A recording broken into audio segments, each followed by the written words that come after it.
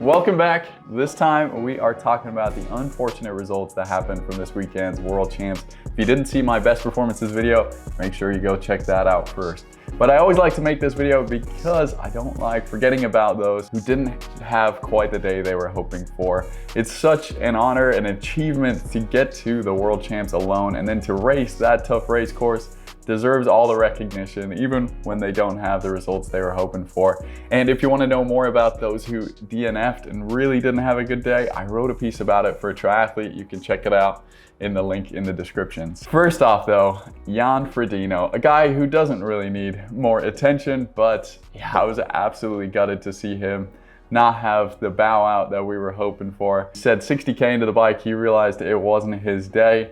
We might have seen the omens a little bit sooner for Jan, as he ripped his tri-suit coming out of T1, and then his bottle popped out of his bike pretty soon into the bike rides. It just didn't seem like it was going to be his day in any regards. However, he said he was happy with the way it happened. He was able to soak in the crowds, the atmosphere, listen to stories from people, and a good sight to see. Really glad Ironman kept the broadcast going all the way till when he finished. Some people, including myself, have been saying I think we'll see him again next year, maybe pulling a Tom Brady coming out of retirement. However, the way this lead up to the race and everything that happened, it really did seem like this would be Jan's farewell. Yeah, true legend.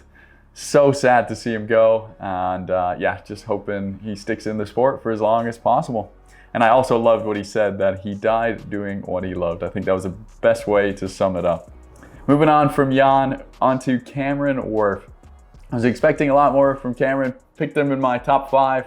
He said this was the first time he'd properly trained for a world championship like this. Fortunately, it just didn't come together. The swim, he probably would have hoped he would have been a little bit closer. However, he wasn't able to swim with the likes of Magnus Ditlev and Patrick Lange, which put him back a little bit. And then from there, he was always just catching up on the bike. And I think he would have been surprised to lose 4.5 minutes to lay low on that course. It really did suit him. He said even a non-wetsuit swim suits him a little bit better. And then the run course being flat and fast, just, yeah, not enough in the tank for Wurf. So glad to hear he is eyeing doing another race soon, and that will have him hopefully for a few more years. He's so good for the sport, so humble, so humorous, and a true legend. Moving on from there, Joe Skipper. Don't know what happened to him. I haven't seen anything as of yet, although he did do his beer mile, which I'm so sad I didn't get to do another one. Yeah, just had a terrible swim, which was already an indicator that something might have been going wrong, although he did swim with Matt Hansen, who he often swims with. But then, yeah, the bike, he just kept going backwards, again indicating that something was definitely wrong, as this course I think suited Joe really well, and he was really looking forward to this race and trained at Font Romeu at altitude, and you know, he's really strong on the bike. So to see him going backwards that much, also barely survived the marathon, coming in and second to last place, I believe. So I have to see what happened to the Junkyard Dog, but he'll be back barking soon, no doubt. But then moving on from Skipper and onto Braden Curry, who I think really came here with a chance for a podium. He was giving a littering penalty after he tossed a water bottle just outside of the littering zone, which was eventually overturned after he protested, so he wasn't disqualified. But that really ruined his race, and he finished well back. For someone who had prepared specifically for this race and was in a brilliant position, it's so sad to see another call go the wrong way of an athlete like this. Thankfully, he protested, got it overturned, so he wasn't disqualified, but unfortunate result for him.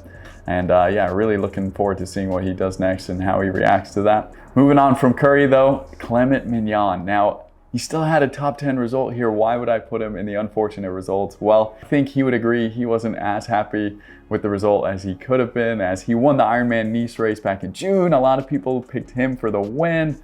He was on the breakaway with Laylo. Laylo said that Clement was actually the instigator of that, and things were looking well, but yeah, some nutrition, stomach issues got him. Still, with that said, a great result considering.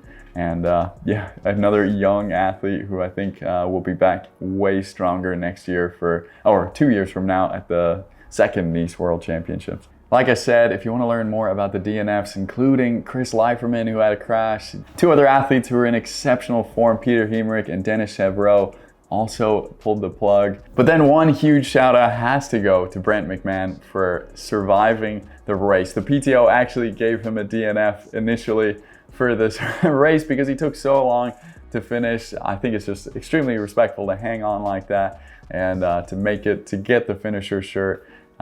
He's 42 years old, probably doesn't have many left in him. And I just, yeah, huge respect to him for finishing, and definitely not a result for that former Olympian that he would have hoped for. But that's it. Thank you guys so much for tuning in. Next up is my top takeaways from the World Champs. Make sure you stay tuned for that, and I'll be back with the news tomorrow. Thank you for watching the video. If you're new around here, then don't forget to subscribe. This channel is all about helping triathlon become a huge sport through weekly news videos, highlights, motivational videos, race reporting, and anything else you can think of, with a splash of my own triathlon journey thrown in. The goal is for this to become the YouTube hub for everything professional triathlon, and I'd love to do it full time to give back to you and create an amazing community. To help me do that, I need you to get behind me by supporting me for the price of a gel on either Patreon or Buy Me a Coffee. You can also join in on the conversation on Discord and follow me on Instagram. The more support, the more content. And don't forget, it's simple. Try every day. We'll see you in the next one.